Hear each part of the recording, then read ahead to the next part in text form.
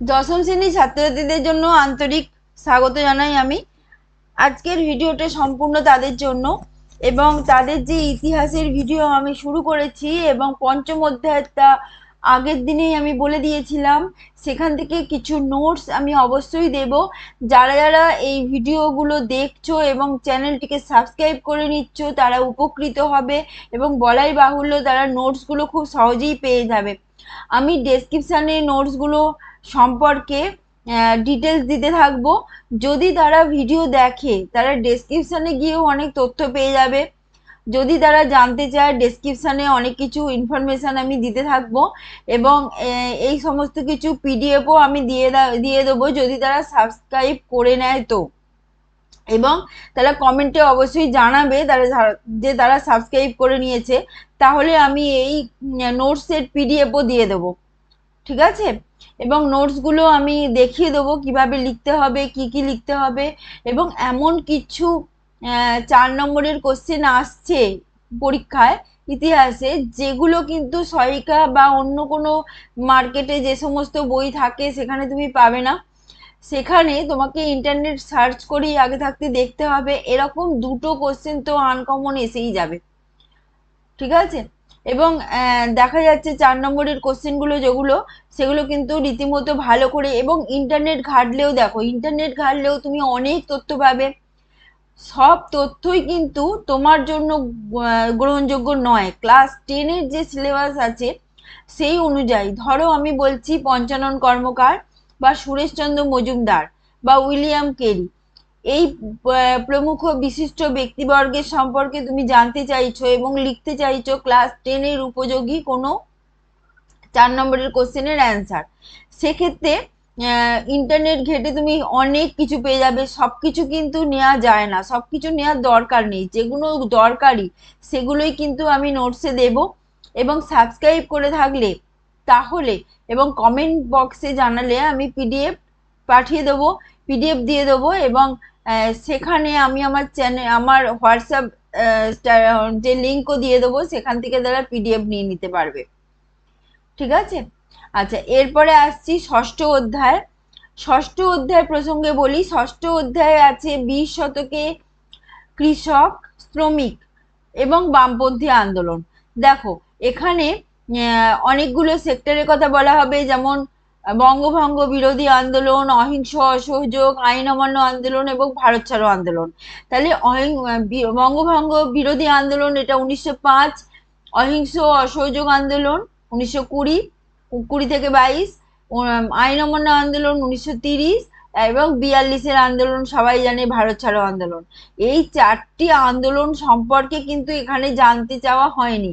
এখানে জানতে চাওয়া হয়েছে এই সময় ভারতে কৃষক আন্দোলন এবং শ্রমিক আন্দোলন আর বামপন্থী আন্দোলন কিভাবে ঘনীভূত হয়েছিল, কিভাবে ব্রিটিশদের ওপর এই আন্দোলনের প্রভাব ফেলা হয়েছিল এবং সাধারণ জনমানসে কি প্রতিক্রিয়া হয়েছিল।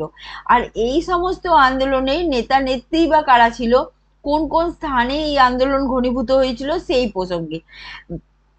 প্রথমে আসছি কৃষক আন্দোলন প্রসঙ্গে। দেখো, কৃষক আন্দোলন বঙ্গভঙ্গ বিরোধী আন্দোলন পর্ব মানে 1905। 1905-এ লর্ড কার্জন হিন্দু মুসলিমের যে একটা অবিচ্ছেদ্য একটা দৃঢ় ঐক্য, সেটাকে ভেঙে ফেলার জন্য তিনি বঙ্গভঙ্গ করলেন এবং বাংলাকে দ্বিখণ্ডিত করলেন। এবং দ্বিখণ্ডিত করার জন্য হিন্দু মুসলিমের ঐক্য ভেঙে যাবে এটা তিনি মনে করেছিলেন। এই সময় বঙ্গভঙ্গ বিরোধী আন্দোলন জোরদার হয় এবং স্বদেশী আন্দোলন গড়ে ওঠে। এই সময় কিন্তু অবনীন্দ্রনাথ ঠাকুর ভারত মাতার চিত্র এঁকেছিলেন। কোশ্চেন আসে, ভারত মাতার চিত্রের পটভূমিকা কি ছিল? এই বঙ্গভঙ্গ আন্দোলনের সময় স্বদেশী আন্দোলন, এটাই ছিল অবনীন্দ্রনাথ ঠাকুরের ভারত মাতার চিত্র আঁকার পটভূমিকা। এই সময় নরমপন্থী নেতা সুরেন্দ্রনাথ বন্দ্যোপাধ্যায় বঙ্গভঙ্গ সিদ্ধান্তকে গভীর জাতীয় বিপর্যয় আখ্যা দিয়েছিলেন। এবং এই সময় অনেক আন্দোলন হয়েছিল, অনেক কৃষক আন্দোলন হয়েছিল। এই আন্দোলন মানে বঙ্গভঙ্গ বিরোধী আন্দোলন কৃষক আন্দোলনের প্রভাব ফেলেছিল। কৃষকরা জল কর দিতে হতো, রাজস্ব দিতে হতো, সেই সমস্ত কিছু তারা দিয়ে চাষের ক্ষেত্রে উন্নতি ঘটিয়ে আর্থিক উন্নতি ঘটাতে একদমই অক্ষম ছিল।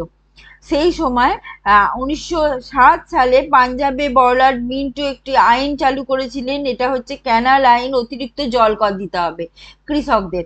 এবং এই আইনের বিরুদ্ধে গিয়ে লালা লাজপত রায় এবং অজিত সিংহ কৃষকদের পক্ষ অবলম্বন করে আন্দোলন করেছিলেন, এবং যার জন্য এই মিন্টো যে আইন প্রণয়ন করলেন সেই আইনটা বাতিল হয়ে যায় এবং কৃষকরা ভূমি রাজস্ব দিতে অস্বীকার করে। দেখো, কৃষক আন্দোলন একটা সাধারণ বিষয় হচ্ছে যে অতিরিক্ত রাজস্ব আদায় করতো ব্রিটিশরা, বিভিন্ন ক্ষেত্রে জল কর দিতে হতো। তোমরা ক্লাস 8-এ যদি পড়ে থাকো তাহলে বুঝতে পারবে, ক্লাস 8-এও বলা আছে ওখানে যে ব্রিটিশরা রেলপথ স্থাপন করতে গিয়ে যত টাকা ব্যয় করেছিল, মানে অনেক প্রচুর টাকা ব্যয় করেছিল, তার অর্ধেকও অর্ধেক জলসেচের ক্ষেত্রে ব্যয় করেনি। অথচ আমাদের কৃষকরা কিন্তু অনাবৃষ্টি, অতিবৃষ্টি, খরা, বন্যা প্রভৃতি কারণে তাদের কিন্তু ফসলের উন্নতি একটা ব্যাহত হয়ই বটে। এবং সেখানে তারা যদিও ফসল যদি তারা ফলিয়ে ফেললো, তো সেখানে তারা নায়েব, জমিদার, মহাজন, জোতদারদের অত্যাচারের শিকার হয়। পাশাপাশি তো ব্রিটিশদের অত্যাচার রয়েছে, অতিরিক্ত রাজস্ব আদায় করে তারা। এখানে যদি সে সমস্ত কিছু অত্যাচারে তারা মানে অত্যাচারিত হয়, সেখানে তারা নিজেদের যে গৃহে ফসলটা তুলবে কি করে? তারা ফসলটাও তুলতে পারছে না, নিজেদের যে একটা খাদ্যের সংস্থান সেটাও তারা করতে পারছে না, এবং তারা আর্থিক সংকটে পড়ছে, খাদ্য সংকটে পড়ছে, এই ব্যবস্থা ঘটছে।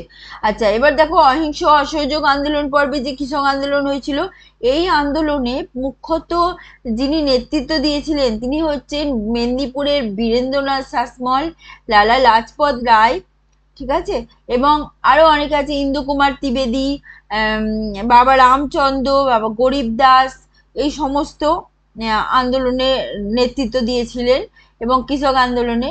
এখানে মেদিনীপুরের বীরেন্দ্রনাথ শাসমল, ইনি কিন্তু মেদিনীপুরের কৃষকদের পাশে এসে দাঁড়িয়েছিলেন। জমিদার জোতদারদের অত্যাচারে তারা অত্যাচারিত হতো। প্রান্তিক কৃষক, মধ্যবিত্ত কৃষক, ধনী কৃষক, সমস্ত কৃষকেরাই কিন্তু অত্যাচারিত হতো।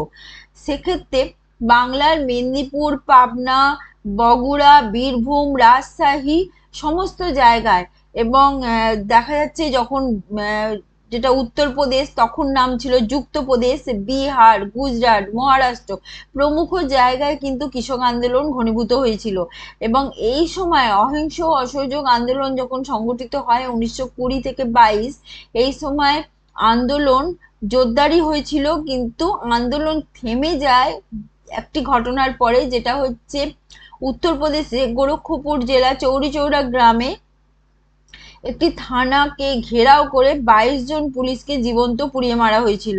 ঘটনাটা ঘটেছিল এবং খুবই মর্মান্তিক। এই ঘটনার পরই মহাত্মা গান্ধী অহিংস অসহযোগ আন্দোলন প্রত্যাহার করে নিয়েছিলেন এবং অহিংস অসহযোগ আন্দোলন থেমে যায়।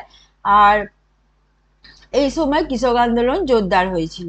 পরবর্তী ভিডিওর জন্য তৈরি থাকো। এই পর্যন্ত।